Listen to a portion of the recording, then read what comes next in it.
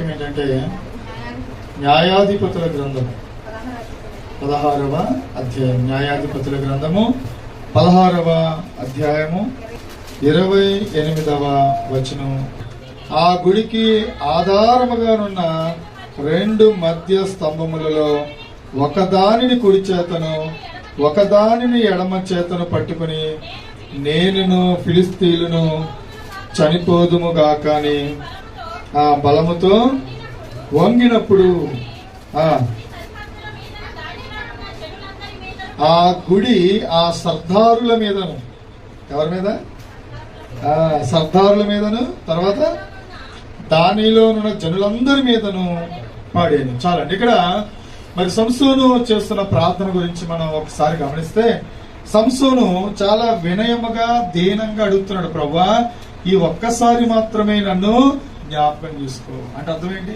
అంతకుముందు చాలా సార్లు దేవుడు అతన్ని జ్ఞాపకం చేసుకున్నాడు. కానీ సంసోను మరి దేవునికి అనుకూలమైన జీవితాన్ని జీవించలేదు. ఎన్నో మార్లు దేవుడు అతను తప్పిస్తూ వచ్చాడు. మరి ఎల్లప్పుడూ కూడా దేవుడు అతనికి తోడుగా ఉన్నాడు. అయినా సరే అతడు తప్పు మీద తప్పు చేసుకుంటూ ముందుకెళ్ళిపోయాడు. చాలా దేవునికి దూరస్తుడిగా మారిపోయాడు. అంతేకాదు, చేయకూడదని తెలిసినా గానీ చెడ్డ కార్యాలు చేయడం ప్రారంభించాడు. దేవుని ఆత్మ ఎన్నోసార్లు హృదయంలో గద్దిస్తున్నప్పటికీ కూడా హృదయ గద్దింపుని లక్ష్య పెట్టకుండా అతను ఏం చేశాడు? పాపములో జీవించాడు. అతనికి తెలుసు అతడు వ్యభిచారం చేయకూడదని అతనికి తెలుసు. అతడు నాజీరు చేయబడిన వాడు. అతడు ప్రత్యేకమైన జీవితం జీవించాలి. ఇశ్రాయేలును కాపాడడానికి, ఇశ్రాయేలు ప్రజలను రక్షించడానికి, ఐగుప్తు ఫిలిస్తీన్ల చేతుల నుండి కాపాడడానికి దేవాది దేవుడే ఆ యొక్క సంసోనుని అభిషేకించాడు. చిన్నప్పుడే తల్లిదండ్రులు చెప్పారు, నువ్వు మత్తును కలిగించే ద్రాక్షారసాన్ని తాకూడదు, చచ్చిపోయిన వాటిని ముట్టుకోకూడదు, నీ తల క్షౌరం చేయించుకోకూడదు, నువ్వు అపవిత్రమైన కార్యాలు చేయకూడదు, నువ్వు దేవుని స్తుతిస్తూ దేవుని బిడ్డగా జీవిస్తే నువ్వు ప్రభావవంతమైన బలవంతమైన వాడిగా నువ్వు ఉంటావని చెప్పి, ఫిలిస్తీన్లను చేతుల నుండి ఇశ్రాయేలు రక్షిస్తామని చెప్పి తల్లిదండ్రులు చెప్పారు. మొదటి నుంచి కూడా ఆ మాటలన్నీ కూడా అతడు మరి అవన్నీ విన్నప్పటికీ కూడా అతను ఏం చేయడంటే దేవుని బిడ్డగా జీవించే విషయంలో తప్పిపోయాడు. ఒక వేశ్య దగ్గరికి కూడా అతను వెళ్ళాడు. అన్య స్త్రీని పెళ్లి చేసుకున్నాడు. ఒకసారి పెళ్లి చేసుకుని మరి దాని ద్వారా ఎన్నెన్నో కష్టాలు అనుభవించాడు.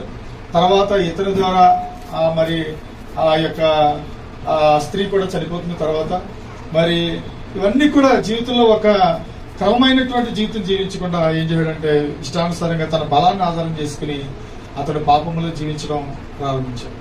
సంసోను ఇటువంటి తెలుసా? సంసోను గాడిద దవడ ఎముకతో 1000 మందిని కొట్టి చంపాడు. వారి ఈటలతోనూ కత్తులతోనూ డాళ్లతోనూ వచ్చిన సైనికులలో 1000 మంది సైనికులు. 1000 మంది అంటే అతని మీదకి వచ్చిన వాళ్ళు చాలా మంది, 2000 మంది ఉన్నారు. ఆ 2000 మంది కంటే ఇక పైనే ఉన్నారు. వాళ్ళందరూ వచ్చి బంధించడానికి వస్తే వారిలో అతడు అటు చూసారంటే ఏం దొరకలేదంట. ఒక గాడిద చచ్చిపోయి ఉంది, దాని దవడ ఎముక దొరికిందంట. దవడ ఎముక ఎంత ఉంటుంది? చిన్న ఎముక ముక్క. ఆ ఎముకతో మరి అతడు మరి 1000 మందిని కొట్టి చంపేశాడంట. మిగతా వాళ్ళు పారిపోయారు, అక్కడ అక్కడ హడిలిపోయారు. అటువంటి గొప్ప కార్యాలు అతను చేశాడు.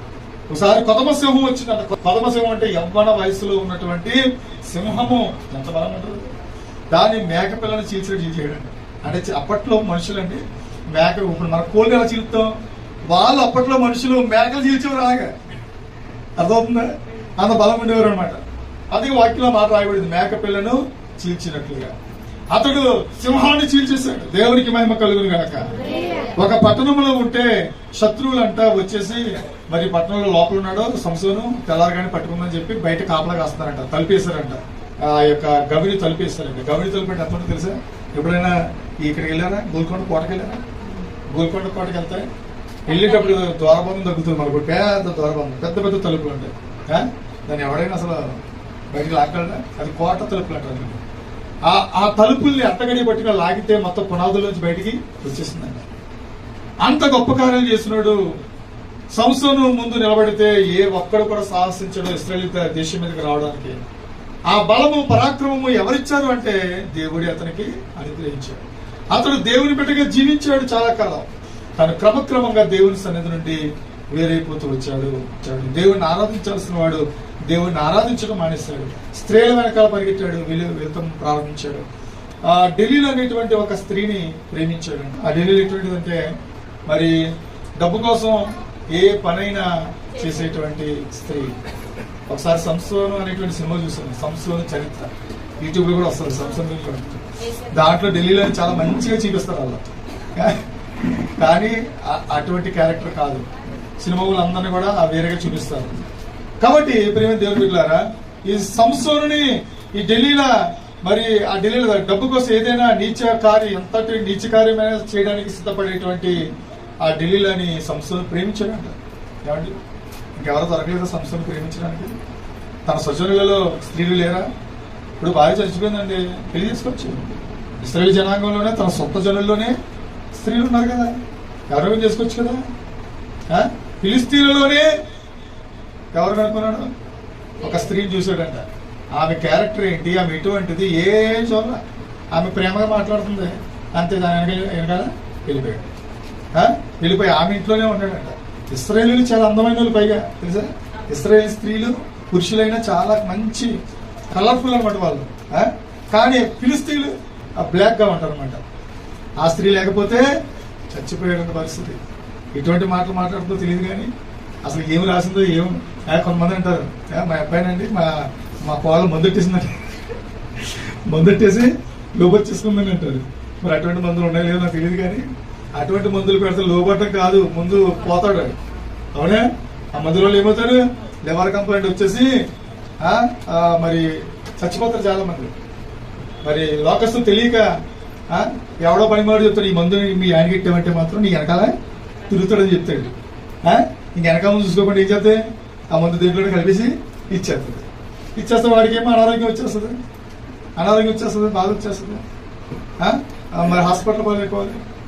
చూడండి ప్రియమైన దేవుని బిడ్డలారా, ఢిల్లీలో మరి ఎంత మరి మృదువుగా మాట్లాడుతుందో తెలియదు, ఏం మాట్లాడుతుందో తెలియదు. ఆమెను లేకుండా ఉండలేకపోతున్నారు చాలా మంది అండి. పాపం అనేది ఒక భ్రమను కలిగేస్తుందంట. వాక్యం ఉందా మాట చూడండి ఒకసారి. హెబ్రీ పత్రిక 3వ అధ్యాయము 15వ వచనం. పాపం వలన కలుగు భ్రమ చేత మీలో ఎవడును కఠినపరచబడకుండునట్లు నేడు అనబడు సమయం ఉండగానే ప్రతి దినమును ఒకరికొకడు బుద్ధి చెప్పుకునుడి, దేవునికి మహిమ కలుగును గాక. హల్లెలూయా. పాపం వలన కలుగు భ్రమ. దేని వలన కలుగుతుందంట భ్రమ? పాపం వలన భ్రమ కలుగుతుంది. సంస్థను ఏమనుకున్నాడు అంటే, ఎవరితో ఉన్నాడు? ఢిల్లీలోతో ఉన్నాడు. ఇంకా అదే లోకం అయిపోయింది, అదే ఆనందం అయిపోయింది, అదే ఆనందకరమైన జీవితం అయిపోయింది. కానీ అది వాస్తవం కాదు. అతను ఎక్కడున్నాడు? పాపములో ఉన్నాడు, చాలా డేంజర్ లో ఉన్నాడు, చాలా అపాయకరమైన స్థితిలో ఉన్నాడు. కానీ సంస్థలు ఏమనుకున్నాడు? ఎంత అద్భుతంగా ఉంది నా జీవితం అనుకున్నాడు. భ్రమలో ఒక అమ్మాయి అంట ఎవరితో చాటింగ్ చేసిందంట. బాగా చాటింగ్ చేస్తామంటే చాటింగ్ చేస్తూ ఫేస్బుక్ లో పరిచయం అంట. చాలా అందంగా ఉన్నాడు, ఫేస్ అందంగా ఉన్నాడు, మంచి జుట్టు అనమాట, చక్కగా ఉన్నాడు అనమాట. ఈ అమ్మాయి ఆ ఫోటో చూసి అట్రాక్ట్ అయిపోయిందంట. చాటింగ్ చేయడం ప్రారంభించిందంట. పండు సరిగా చాటింగ్ చేయడం అమ్మాయి విన్నారా? చాటింగ్ చేయడం ప్రారంభించిందంట. అవతల అబ్బాయి కూడా చాటింగ్ చేస్తున్నాడంట. ఎంతవరకు వెళ్ళిపోయారంటే, నువ్వు లేకుండా నేను ఉండలేను, బ్రతకలేను, మనం పెళ్లి చేసుకుందాం అని అమ్మాయి పదే అంటుందంట. అబ్బాయి ఏమో పెళ్ళినప్పటికి లేదు, రేపు చేసుకుందాం, మాపు చేసుకుందాం, ఏదో కారణాలు చెప్తూ ఉన్నాడంట. ఏంటి ఇలా కారణం చెప్పి సంవత్సరాలు గతించిపోతున్నా, ఇలా కాదని చెప్పి మరి అబ్బాయిని నువ్వు మన చోటికి రా అని చెప్పి మెసేజ్ పెట్టిందంట. వస్తానంటే కానీ రాలేదంట. అలాగే చాలా సార్లు జరిపిందంట. ఇప్పుడు రాలేదు. ఇలా కాదు, వీడేదో తేడా చేస్తాడని చెప్పి మరి డైరెక్ట్ పోలీస్ స్టేషన్కి వెళ్ళిందంట. వెళ్ళి ఇదిగోనంటే నేను పలానా అబ్బాయిని ప్రేమించాను, మరి తను కూడా నన్ను ప్రేమించాడు, ఎన్నిసార్లు రమ్మన్నా రావట్లేదు, ఇంతవరకు నా ఎదురుగా రాలేదండి, మీరే నన్ను న్యాయం చేయండి, అతను ఫోన్ చేసి రప్పించండి, మా పెళ్లి చేయండి అని అన్నదంట. సరే మరి అందే ఉందలే, ఫోన్ నెంబర్ ఉందని చెప్పారు.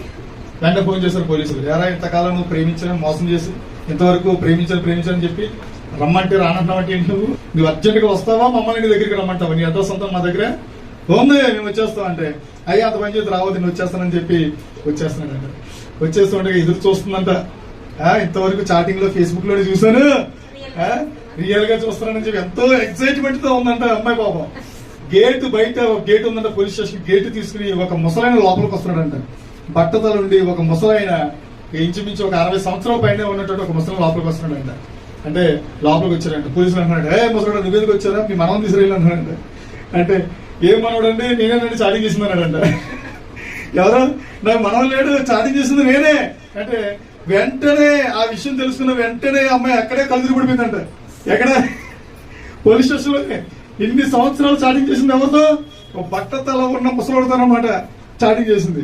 ఆయన అన్నాడంటే ఆ చేతులు పట్టుకుని కాలు పట్టుకుని మరి ఆ పోలీసుల్ని, అయ్యా దీనిలో తప్పే లేదండి, ఏదో సరదాగా చాటింగ్ చేద్దామని చెప్పి ఎవరో చేస్తామని చెప్పి చాటింగ్ చేశాను అంతే, కానీ ఎప్పుడు కూడా ఆ అమ్మాయితో అసభ్యంగా గానీ వేరే ఉద్దేశంతో గానీ మాట్లాడలేదు.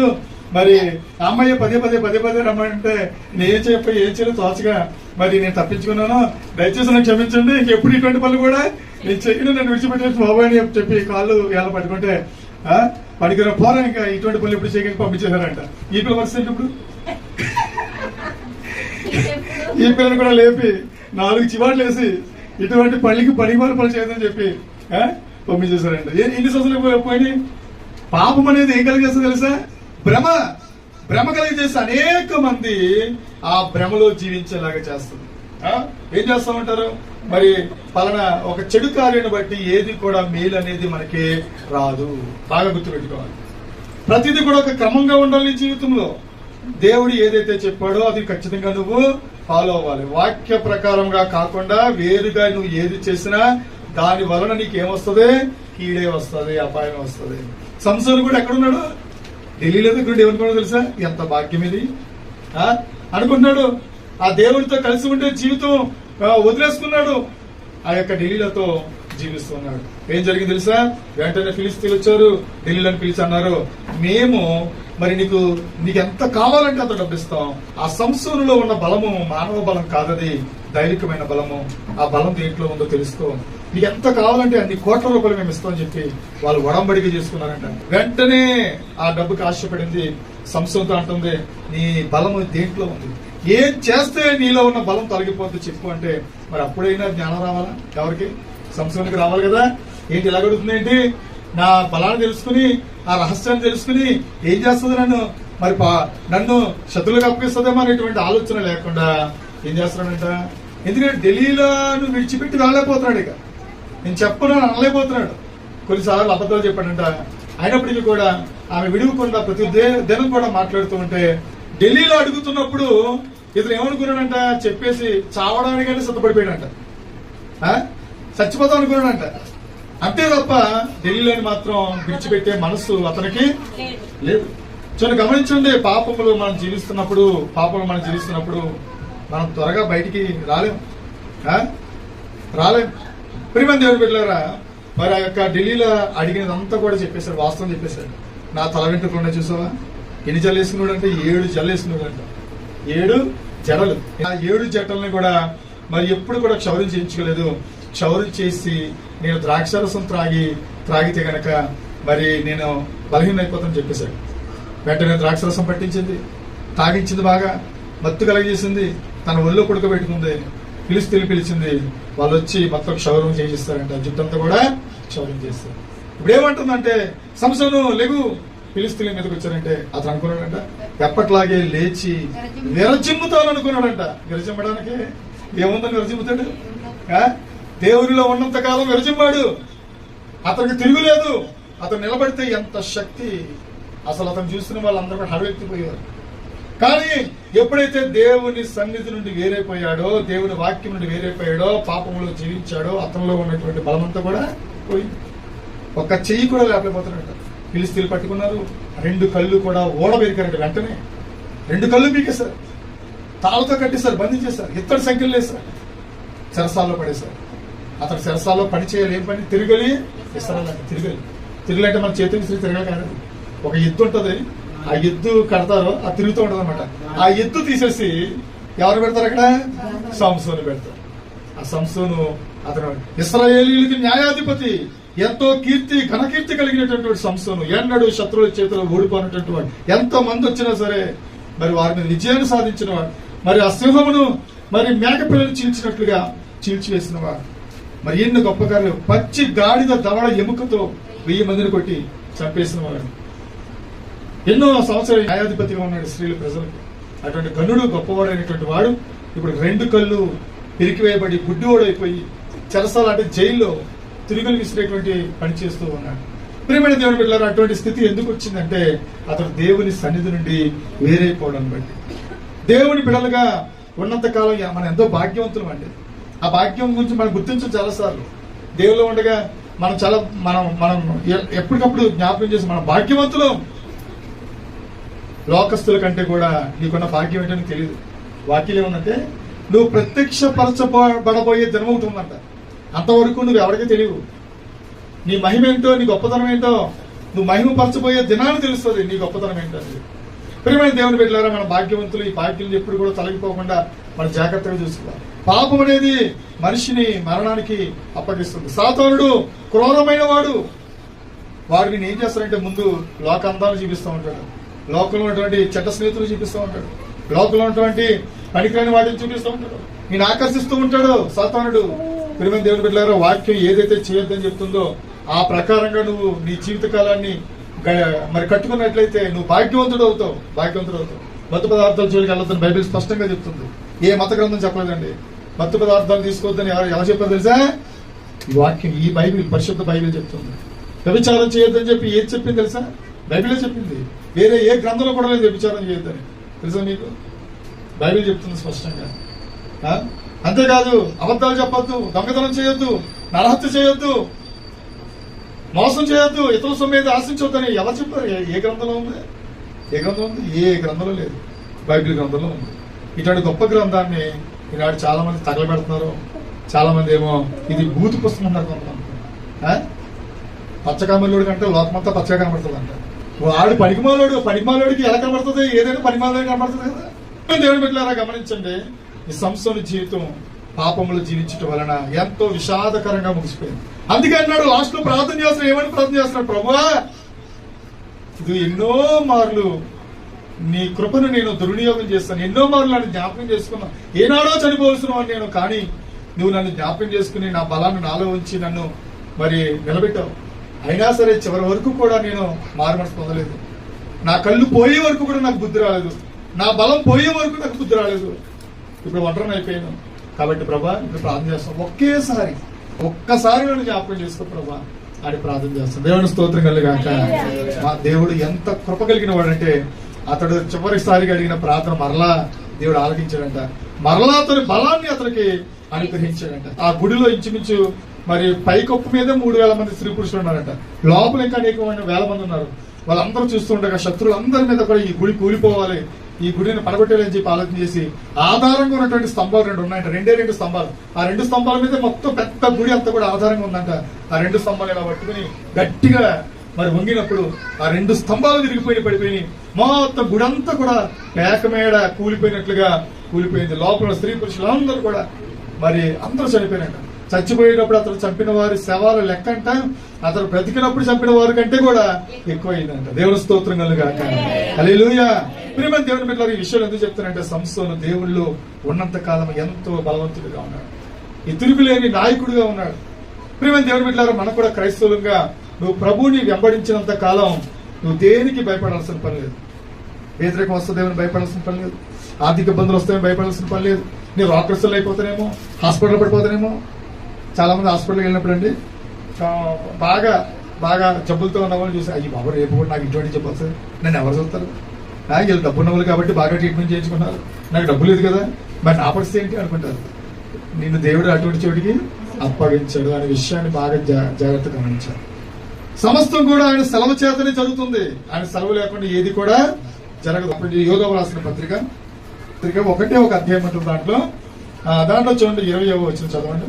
ప్రియులారా, మీరు విశ్వసించు అతి పరిశుద్ధమైన దాని మీద మిమ్మల్ని మీరు కట్టుకొనుచు పరిశుద్ధాత్మలో ప్రార్థన చేయించు నిత్య జీవార్థమైన మన ప్రభువు యేసుక్రీస్తు కనికరమ కొరకు కనిపెట్టుచు దేవుని ప్రేమలో నిలిచినట్లు కాచుకుని ఉండు దేవునికి మహిమ కలుగును గాక. ప్రియులారా అంటే మనందరం చెప్తున్నాం అన్నమాట. దేవుని విశ్వసించిన రక్షణ పొందుకున్న వారు, మార్మస్ పొందుకున్న మనందరూ కూడా ప్రియులు, దేవునికి ప్రియులు. మనందరూ కూడా చెప్తున్నారు ఏమన్నా, ప్రియులారా మీరు విశ్వసించు అతి పరిశుద్ధమైన దాని మీద మిమ్మును మీరు కట్టుకొనొచ్చు. ఏంటంట? అతి పరిశుద్ధమైన దాని మీద మన జీవితాన్ని ఏం చేయాలంట? కట్టుకోవాలి. అతి పరిశుద్ధమైన ఏంటి అసలు? ఈ లోకంలో అతి పరిశుద్ధమైన ఏంటి తెలుసా? దేవుని యొక్క వాక్యము. దేవునికి మహిమ కలుగును గాక. దేవుని యొక్క వాక్యమంతా మన జీవితాన్ని కట్టుకోవాలి. అంటే వాక్య ప్రకారముగానే మన జీవితాన్ని సరి చేసుకోవాలి, మన జీవితాన్ని కట్టుకోవాలి. యేసుక్రీస్తు ప్రభు వారు కూడా చెప్పారు ఒక మాట. ఏ మాట అంటే, మరి ఈయన మాటలు చెప్పున చేయు ప్రతివాడు బండ మీద ఇల్లు కట్టుకున్న బుద్ధిమంతుని పోలి ఉండును. వాన కురిసెను, వరద వచ్చెను, గాలి విసిరి ఆ ఇంటి మీద కొట్టను కానీ అది బండ మీద ఉన్న కారణం చేత అది పడలేదు అంటాడు. ఆయన మాటలేంటి? వాక్యమే. వాక్యం అంటే యేసయ్య మాటలే. ఆ మాటల మీద మన జీవితాన్ని కట్టుకుంటే కనుక మనం ఎంతో భాగ్యవంతులు. అందుకే యోధ అంటాడు, ప్రియులారా మీరు విశ్వసించి అతి పరిశుద్ధమైన దాని మీద మిమ్మల్ని మీరు కట్టుకొనుడి. పరిశుద్ధాత్మలో ప్రార్థన చేయొచ్చు. నిత్య జీవార్థమైన మన ప్రభువు యేసుక్రీస్తు కనికరమ కొరకు కనిపెట్టుచు దేవుని ప్రేమలో నిలిచినట్లు కాచుకుని. ఎవరిలో ఉండాలంటే మనం? ఎవరి ప్రేమ కావాలి మనకి?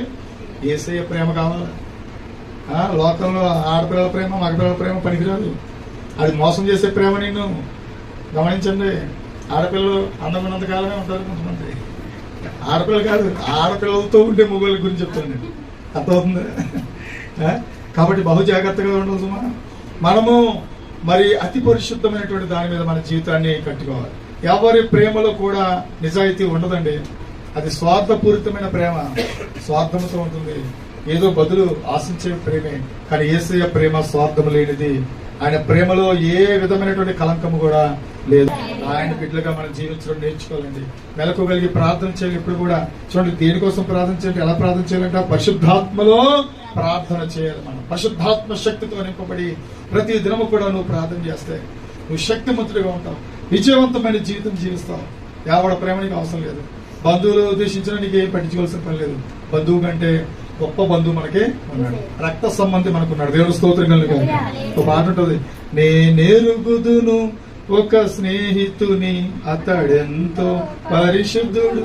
ఆ పాటలో అతడు నాకు బంధువు, అతడు నాకు స్నేహితుడు అనేటువంటి భక్తుడు ఆ మాటలు మాట్లాడతాడు. కాబట్టి యేసుక్రీస్తు ప్రభు వారు మనకు తోడుగా ఉన్నాడు. ఇప్పుడు కూడా ఆయన ప్రేమలో మనం ఉండేలాగా చూసుకోవాలి. ఆయన ప్రేమలో మనం నిలకడగా ఉండాలి. మన జీవితాన్ని ఎన్నటికీ కూడా వాక్యంలో నుంచి, ఆ యొక్క దేవుని ప్రేమలో నుంచి వేరవకుండా మనం చూసుకోవాలి. సాతానుడు మరి మనల్ని వేరు చేయడానికి ప్రయత్నాలు చేస్తూ ఉంటాడు. సంసోను వేరైపోయాడు. అతను వేరైపోయినప్పటికీ కూడా దేవుడు అతను విడిచిపెట్టలేదు. చాలా కాలం వరకు తన కృపలోనే కాపాడుతూ వచ్చాడు. ఇంకా ఎక్కువైపోయిన తర్వాత దేవుని కృప మరి సంసోనుని ఎడబాసెను. ఆ విషయం అతనికే తెలుసుకోలేకపోయాడు.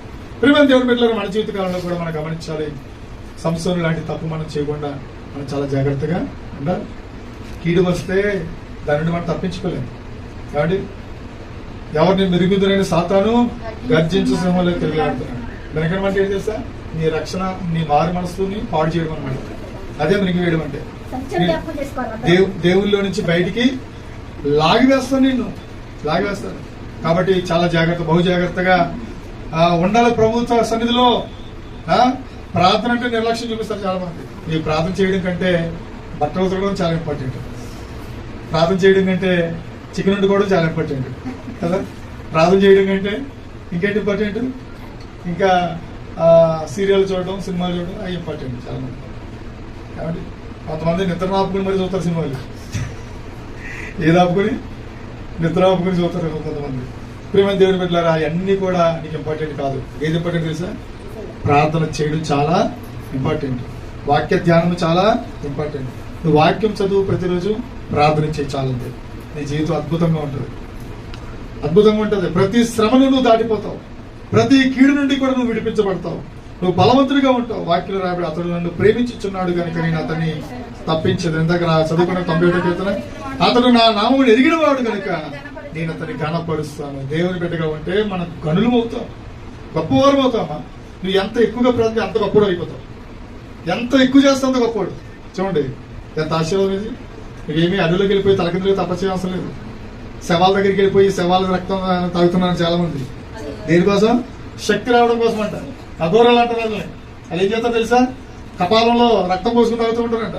శవాల మధ్యలో ఉంటారంట. వాళ్ళు బట్టలు తీసేసి పైన అంతా బూడిద రాసుకుని తిరుగుతూ ఉంటారు. దేనికోసం? ఇవన్నీ కూడా ఏదో గొప్ప శక్తి సంపన్నత వచ్చేస్తుందని మూఢనమ్మకం. మనకి ఏమైనా అటువంటివి ఉన్నాయా? నువ్వు గనక నీ ఇంట్లో చక్కగా ఉండి మంచి వస్త్రాలు కట్టుకో, మంచి భోజనం తిను, చక్కగా ఉండు, నువ్వు ప్రార్థన చేయి. అఘోరాలు కాదు కదా, ఎవరో నీ ముందు నిలబడలేడు. అర్థమవుతుందా మీకు? వాళ్ళకి తెలియక పిచ్చి పిచ్చి పనులు చేస్తారు చాలా మంది. అఘోరా కాదు, ఏ అఘోరా వస్తారు రమ్మని చెప్పండి. ఇప్పుడు నా దగ్గర అఘోరా మనం ఊరికే అలా ఆకారం చూసి భయపడిపోతాం అంతే. క్రైస్తవుని ముందు ఏ అఘోరా పడితే ఎవడ పడి నిలబడలేడు. చూడండి, అంత శక్తి సంపన్నత మన ప్రభువులో ఉంది. మన ప్రభు అనుగ్రహించే దేవుడు. కాబట్టి దేవుళ్ళు స్థిరంగా ఉండేలాగా మనం చూసుకుంటే చాలమ్మా. మరి ఈ లోకంలో మనం గనులు అవుతాం, గొప్పవారు అవుతాం. మనం టైం మీద ముగించేస్తున్నాం. కాబట్టి సంసోను జీవితం మనకి చాలా ఒక ప్రేరణ, ఒక విధమైనటువంటి గుణపాఠం అన్నమాట, గుణపాఠం. కాబట్టి మన ఎన్నడూ కూడా దేవుని కృప నుండి తప్పుకోకుండా అతి పరిశుద్ధమైన దాని మీద మన జీవితాన్ని కట్టుకుందాం. ఎల్లప్పుడూ ప్రార్థన విజ్ఞాపనలు చేద్దాం. దేవుని వాక్యాన్ని శ్రద్ధగా చదువుదాం. క్రమంగా దేవుని మందిరానికి వద్దాం. ఎల్లప్పుడూ కూడా కృతజ్ఞత కలిగి దేవుని సన్నిధిలో జీవిద్దాం. అటు ధన్యత భాగ్యము దేవుడు మనకు దయచేయును గాక. ఆమేన్. తల వంచని ప్రార్థన చేసుకుందాం.